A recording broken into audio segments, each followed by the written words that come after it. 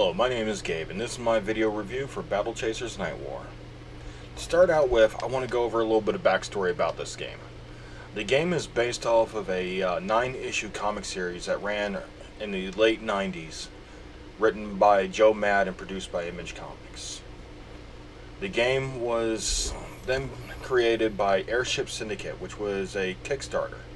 Joe Mad wanted to get out of the comic business and wanted to get into the video game business. The comics, they have quite a bit of cult following. When they originally came out, I don't remember reading them. I remember seeing them. But they seem to be relatively popular. Just people got frustrated with the long release times in between each issue. From what I've looked at, there usually was about 6 months between each issue of the comic, which is pretty long considering how quick comics usually come out. And during the Kickstarter, they did raise up the funds, and one of the things that came out of the Kickstart was a new character. That character's name is Alumon, which is a demon hunter. Think of Castlevania, Belmont-esque type character. The game itself is a JRPG throwback. It pulls a lot of elements from classic JRPGs, including the turn-based combat style. If you like JRPGs, definitely a game up your alley. The game revolves around the main character, Gully. Gully is a 9-year-old girl who is the daughter of a guy named Aramis, who is the world's big hero. And he went missing. And when he did, he left her his gloves. They're magical gloves that bestow upon her a great amount of power. And through her travels, she meets a war golem named Calibretto. Calibretto is what you consider a gentle giant type character. He's big, he's intimidating, but he's overall pretty nice, and he adores Gully to no end. And he was originally found by Nolan, who is a very old, cranky wizard. He's your average wizard type character that you usually see in things. Then you have Garrison. He was the protege of Gully's father, Aramis. He is considered the greatest swordsman in the land, and pretty much a drunk, pretty cranky. A lot of times what you see is a anti-hero. And attached to him is a character named Red Monica. She is a thief, bandit type character. From her, you'll get a lot of the comic element in the game. The game is taking place on an island where they're fleeing the mainland, trying to get away because she's being chased after because of these gloves that she got left by her father. And the game starts out where you get shot out of the air by what seems to be sky pirates. Well, unfortunately, the game doesn't give a lot of backstory. If you have never read the comics, you didn't know anything about the comics, you're kind of left playing catch-up. They make a lot of references to stuff that happens in the comics and to the characters that they really don't do that great of a job going in and telling you about. I wish they would have done a recap of what happened in the comics at the beginning of the game. I think that would have benefited everybody a lot in the backstory and getting to know these characters a little bit before you're thrown into this. The game itself plays like your average JRPG. You have a overworld view where you have certain points that you can go to. It's pretty linear in that aspect.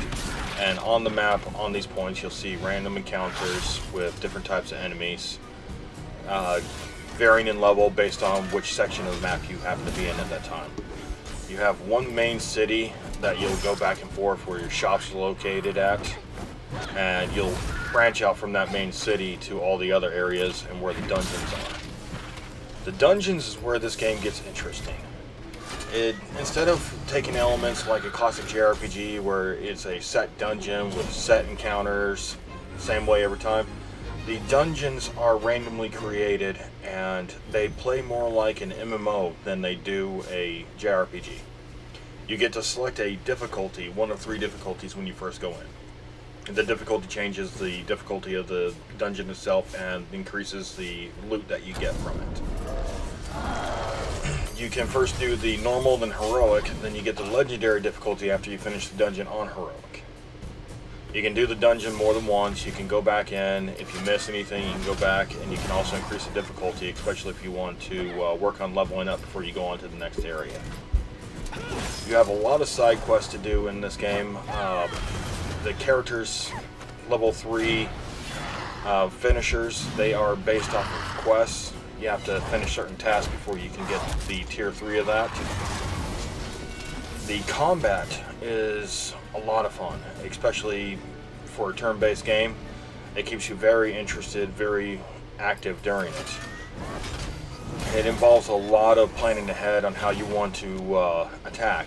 You can either do a basic attack, which happens immediately, or you can use an ability which has a casting time. And yes, you can be hit during these casting times. Sometimes you're more vulnerable. Some characters get defense bonuses and different stuff when they are casting. You have 3 main healers in the party that you can pick from. You have Calibretto, Alumon, and Nolan. Each one of these guys are pretty good in healing. Then you have your tank, which is Goalie. Then you have Red Monica and Garrison, which primarily are DPS. The artwork in this game, I have to say, is absolutely outstanding.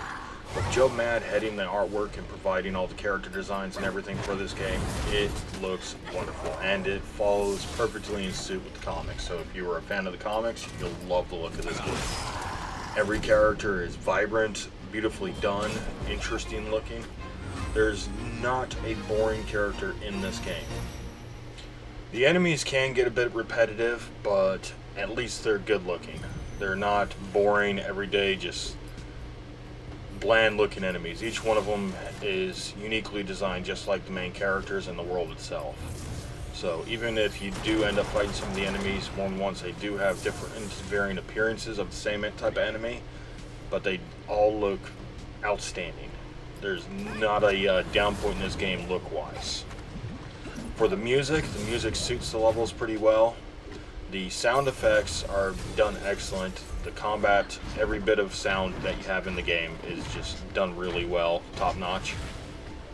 The voice acting is what I would consider expected. It is not better nor worse at it than your average game these days. So that's about all I got to say on the voice acting itself. Now for some drawbacks in the game. Like I said earlier, I think the game really hurt by not adding a recap of the comics. Having some backstory for these characters would have been pretty nice. How they met, how everything kicked off, why this girl is going through what she is. They try to explain it, but not that well. I really would have liked a recap of the comics themselves, especially considering the comics are pretty good. The overworld map can get a bit repetitive and boring. I wish it was more open, more towards exploring, walking around, instead of being as linear as it is. The side quests that you do, there seems to be quite a few of them, a lot to do in it. The only other thing with the side quests is only one city. I mean, there's not really much to say on that. There's no extra cities in the game. There's only one main city you'll partake in. You'll end up dealing with the same shop owners. You can level up the shops, things like that. But I would have liked to see a bigger world overall, I guess, would be what I'm trying to say. Now for the real question, should you buy this game? And if you are a fan of JRPGs, RPGs, or Battle Chasers, yes, absolutely. If you want a good JRPG style game to dig your teeth into and you haven't had one in a while, definitely one I would pick up. Now, if you aren't big on those aspects, but maybe you like the comics, or you like the art style of characters, maybe wait till it's on sale and pick it up then. Never hurts. Well, this will about do it for my video review of Battle Chasers Nightwar. Thank you for watching. If you like this video, go ahead and give it a thumbs up, please, and subscribe, and leave a comment. Would love to hear from you guys. Have a wonderful day, and as always, I'll put a link for the game on Steam in the description.